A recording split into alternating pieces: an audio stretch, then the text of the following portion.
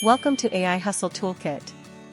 Here, you'll learn how to easily make money using AI tools. In today's video, I'm going to show you 5 amazing free AI tools that can help you start earning online in 2025. Make sure to watch till the end and don't forget to subscribe. Want to learn how to make money with AI without any investment? These tools are perfect for you.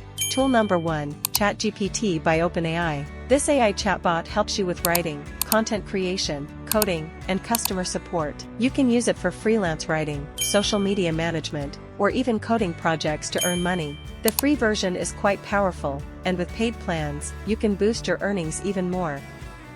Next is Canva's AI-powered design features. Canva lets you create stunning graphics, social media posts, and marketing materials even if you don't have design skills. You can offer graphic design services on platforms like Fiverr or Upwork and start earning. Canva's basic plan is free, and it includes these AI features.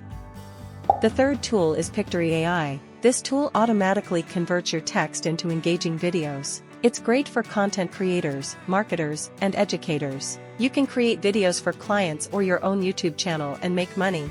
Pictory offers a free trial to get started.